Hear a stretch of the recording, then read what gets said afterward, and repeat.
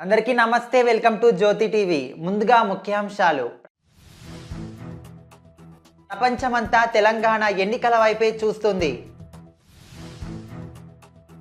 100 మంది కేసీఆర్లు వచ్చినా నన్ను ఓడించలేరు అంటున్న బట్టి విక్రమార్క. సంగారెడ్డిలో 635 కిలోల గంజాయి సీజ్. కామారెడ్డి సభలో ప్రసంగించిన ప్రధానమంత్రి మోదీ. తెలంగాణలో ప్రజా పాలన కనిపించడం లేదు అంటున్న రాహుల్ గాంధీ. ప్రతిపాడులో 2 ఎంపీపీలతో సహా 4 రాజీనామా. విశాఖ ఫిషింగ్ హార్బర్ ప్రమాదంలో ప్రధాన నిందితుల పట్టివేత. విశాఖలో సాఫ్ట్వేర్ సంస్థల్ని ఖాళీ చేయిస్తున్నారు. సీఎం జగన్ పై తీవ్రంగా మండిపడ్డ నారా లోకేష్. తేజస్లో ప్రయాణించిన ప్రధానమంత్రి మోదీ. ఇక వివరాల్లోకి వెళ్తే, శాసనసభ ఎన్నికల వేళ ప్రపంచమంతా తెలంగాణ ఎన్నికల వైపే చూస్తుంది. బారాస పాలనతో ప్రజలు విసిగిపోయారని కర్ణాటక ఉప ముఖ్యమంత్రి కాంగ్రెస్ సీనియర్ నేత డీకే శివకుమార్ అన్నారు. తెలంగాణలోని పలు నియోజకవర్గాల్లో తాను తిరిగానని, ప్రజలు మార్పు కోసం ఎదురు చూస్తున్నారని చెప్పారు. హైదరాబాద్లో నిర్వహించిన మీడియా సమావేశంలో ఆయన మాట్లాడుతూ, హైదరాబాద్, బెంగళూరు నగరాల దేశానికి కవలపిల్లలని చెప్పారు. హైదరాబాద్ అభివృద్ధికి తెదేపా అధినేత చంద్రబాబు, దివంగత సీఎం వైఎస్ రాజశేఖర్ రెడ్డి కృషి చేశారన్నారు. దేశమే కాదు, ప్రపంచమంతా తెలంగాణ ఎన్నికల వైపు చూస్తుందని ఆయన చెప్పారు. 100 మంది కేసీఆర్లు వచ్చినా తనను ఓడించలేరని సీఎల్పీ నేత, మధిర కాంగ్రెస్ అభ్యర్థి బట్టి విక్రమార్క ధీమా వ్యక్తం చేశారు. ఎన్నికల ప్రచారంలో భాగంగా ఈరోజు మధిరలో నిర్వహించిన కాంగ్రెస్ విజయభేరి యాత్రలో ఆ పార్టీ అగ్రనేత ప్రియాంక గాంధీతో పాటు పలువురు సీనియర్లు పాల్గొన్నారు. ఈ సందర్భంగా బట్టి మాట్లాడుతూ, కేసీఆర్ వచ్చి ఎన్ని ప్రగల్భాలు పలికినా తాను 50,000 మెజార్టీతో గెలుస్తానని ధీమా వ్యక్తం చేశారు. మధిర పోరాటాల పురిటిగడ్డ అని పేర్కొన్నారు. సాయుధ రైతాంగ పోరాటానికి ఊపిరిలూదిన గడ్డ ఇది అని చెప్పారు. సంగారెడ్డి రూరల్ పోలీస్ స్టేషన్ పరిధిలో నిర్వహించిన వాహన తనిఖీల్లో 635 కిలోల గంజాయిని స్వాధీనం చేసుకున్నట్లు జిల్లా ఎస్పీ చెన్నూరి రూపేష్ తెలిపారు. దీని విలువ దాదాపు 3 కోట్ల వరకు ఉండొచ్చని ఆయన చెప్పారు. 2 బొలెరో వాహనాలను సీజ్ చేసి 2 డ్రైవర్లు, క్లీనర్లను అదుపులోకి తీసుకున్నట్లు మీడియాకు వివరించారు. బొలెరో వాహనాల కింది భాగంలో బాక్సు లాంటి నిర్మాణం ఏర్పాటు చేసి గంజాయి తరలిస్తున్నట్లు గుర్తించారు. నిందితులు 3 మహారాష్ట్రకు చెందిన తమ యజమానులు హనుమాన్, మోహిత్, సమీర్ గవండేల ఆదేశం మేరకు ఒడిశాలోని జన్బాయ్ ఏజెన్సీ ప్రాంతంలో ఉండే త్రినాథ్ అనే వ్యక్తి వద్ద నుంచి గంజాయి కొనుగోలు చేసి తెలంగాణ మీదుగా మహారాష్ట్రకు రవాణా చేస్తున్నట్లు వివరించారు. బారాస పాలనతో ప్రజలు విసిగిపోయారని, ఇప్పుడు మార్పు కోరుకుంటున్నారని ప్రధాని నరేంద్ర మోదీ అన్నారు. 7 దశాబ్దాలుగా అధికారంలో ఉన్న కాంగ్రెస్ పార్టీ కూడా ప్రజల్ని విస్మరించిందని విమర్శించారు. ఆ పార్టీ నుంచి ప్రజలు విముక్తి కోరుకుంటున్నారని చెప్పారు. ఎన్నికల ప్రచారంలో భాగంగా కామారెడ్డిలో నిర్వహించిన భాజపా విజయ సంకల్ప సభలో మోదీ మాట్లాడుతూ, రాష్ట్రంలో భాజపా గాలి వీస్తుందని చెప్పారు. సకల జనుల సౌభాగ్య తెలంగాణ నిర్మాణం కోసం ప్రతి ఒక్కరూ కృషి చేయాలని ఆయన పిలుపునిచ్చారు. కుటుంబ అవినీతి పాలన వల్ల తెలంగాణ నష్టపోయిందని, రాష్ట్రంలో ప్రజా పాలన కనిపించడం లేదు అని రాహుల్ గాంధీ అన్నారు. దొరల పాలనను అంతం చేసి ప్రజల పాలన తెచ్చుకోవాలి. బారాస భాజపా పాలనలో గ్యాస్ సిలిండర్ ధర 1200కి చేరింది. ఎస్సీ సబ్ ప్లాన్ నిధులను ఆ వర్గానికి ఖర్చు చేయడం లేదు. కాంగ్రెస్ అధికారంలోకి వస్తే 6 గ్యారంటీలను అమలు చేస్తుంది అని రాహుల్ గాంధీ అన్నారు. కాకినాడ జిల్లా ప్రతిపాడులో వైకాపాకు షాక్ తగిలింది. 2 ఎంపీపీలు సహా 4 ప్రజా ప్రతినిధులు ఆ పార్టీకి రాజీనామా చేశారు. వైకాపా ఎమ్మెల్యే పర్వత శ్రీ పూర్ణచంద్ర ప్రసాద్ తీరుతో గత ఏడాది కాలంగా అసంతృప్తితో ఉన్న వర్గం తాజాగా పార్టీని వీడింది. వైకాపాకు రాజీనామా చేసిన వారిలో Eleswaram MPP Gollapalli Narasimhamurthy, Rowthulapudi MPP Gantimalla Rajyalakshmi, Bhadravaram MPTC సభ్యుడు కొప్పుల బాబ్జీ, తూర్పు లక్ష్మీపురం సర్పంచ్ డాక్టర్ వీరేశం రెడ్డి, నాగభార్గవి ఉన్నారు. వారంతా వైకాపా క్రియాశీల సభ్యత్వాలకు రాజీనామా చేశారు. పార్టీపై గౌరవంతో ఇప్పటి వరకు కొనసాగిన ఎమ్మెల్యే వైఖరి, ఇటీవల నిర్వహించిన బస్సు యాత్రలో పార్టీ పరంగా కనీస గౌరవం కూడా ఇవ్వలేదని నేతలు విమర్శించారు.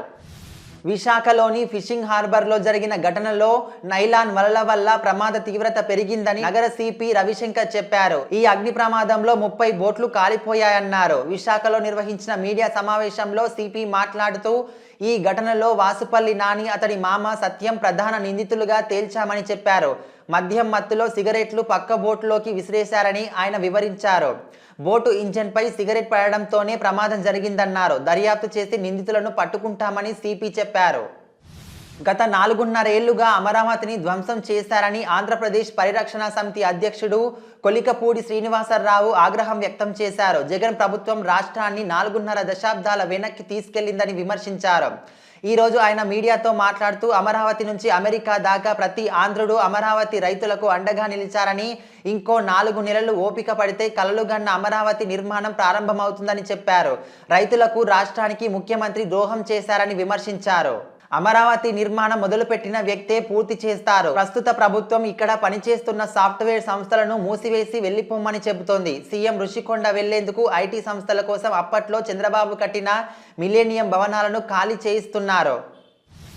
జగన్ దొంగ సొమ్ముతో వ్యవస్థల్ని ఇంకెంతకాలం మేనేజ్ చేస్తారని తెదేపా జాతీయ ప్రధాన కార్యదర్శి నారా లోకేష్ ప్రశ్నించారు.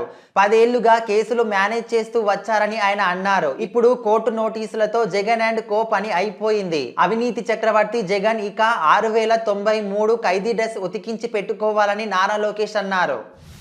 ప్రధానమంత్రి నరేంద్ర మోదీ కర్ణాటకలో పర్యటిస్తున్నారు. ఈ రోజు ఆయన బెంగళూరులోని హిందుస్థాన్ ఏరోనాటిక్స్ లిమిటెడ్ను సందర్శించారు. ఈ సందర్భంగా అక్కడ స్వదేశీ పరిజ్ఞానంతో రూపొందించిన తేలికపాటి యుద్ధ విమానం తేజస్లో విహరించారు. తేజస్ ప్రయాణాన్ని విజయవంతంగా పూర్తి చేసి ఈ అనుభవం చాలా అద్భుతంగా ఉందన్నారు. ఈ ప్రయాణంలో మన స్వదేశీ సామర్థ్యంపై నా విశ్వాసం మరింత పెరిగింది. మన దేశ శక్తి సామర్థ్యాల పట్ల నాకు గర్వంగా ఉంది. ఇది మన శాస్త్రవేత్తల కృషి, అంకిత భావానికి నిదర్శనమని ప్రధానమంత్రి అన్నారు. కాళేశ్వరం ప్రాజెక్టు ఇసుక మీద కాకుండా రేవంత్ రెడ్డి నెత్తి మీద కట్టాలా అని మంత్రి హరీష్ రావు ప్రశ్నించారు. బూతులు మాట్లాడే నాయకులు కావాలా, భవిష్యత్తు అందించే నాయకుడు కావాలో ఆలోచించుకోమని ప్రజలకు విజ్ఞప్తి చేశారు. ఎన్నికల ప్రచారంలో భాగంగా మహబూబాబాద్లో భారాస అభ్యర్థి శంకర్ నాయక్ కు మద్దతుగా నిర్వహించిన రోడ్ షోలో మంత్రి హరీష్ రావు పాల్గొని ఈ మేరకు వ్యాఖ్యలు చేశారు. కడప జిల్లా ఎస్పీకి భాజపా ఎంపీ సీఎం రమేష్ సవాల్. పోలీసులను ఉద్దేశించి తాను తప్పుడు వ్యాఖ్యలు చేశానని కడప ఎస్పీ సిద్ధార్థ్ కౌశవ్ ఆరోపించడాన్ని భాజపా ఎంపీ సీఎం రమేష్ ఖండించారు. సిఐ అశోక్ రెడ్డి వైఖరిని మాత్రమే తాను ప్రస్తావించానని చెప్పారు. సిఐ అక్రమాలకు సంబంధించిన ఆధారాలు తన వద్ద ఉన్నాయన్నారు. సరైన సమయంలో వాటిని బహిర్గతం చేస్తానని చెప్పారు. తెలుగుదేశం నేత బీటెక్ రవిని హతమార్చేందుకు పోలీసులు కుట్ర పన్నిన మాట వాస్తవం కాదని ఎస్పీ ప్రమాణం చేయగలరా అని సీఎం రమేష్ సవాల్ విసిరారు. వైఎస్ఆర్ కడప జిల్లా బుద్వేల్ మండలం లక్ష్మీపాలెం గ్రామ సచివాలయాన్ని ఈరోజు ప్రభుత్వ సలహాదారు పోతిరెడ్డి నాగార్జునరెడ్డి ఆకస్మికంగా తనిఖీ చేయడం జరిగింది.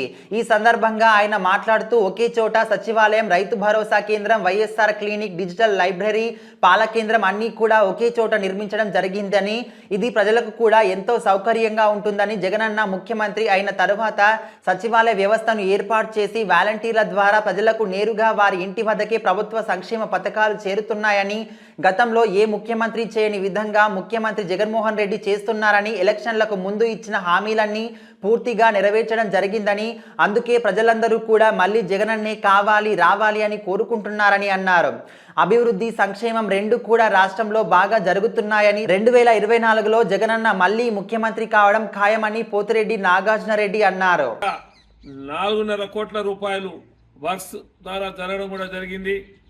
మరి 27 కోట్ల రూపాయల డబ్బులు ప్రజలకు డైరెక్ట్గా అందినటువంటి ఈ 4.5 సంవత్సరాల్లో గతంలో ఎప్పుడు కూడా ఏదన్నా ఉంటే 50 లక్షలు 60 లక్షలు అట్లా అందేది.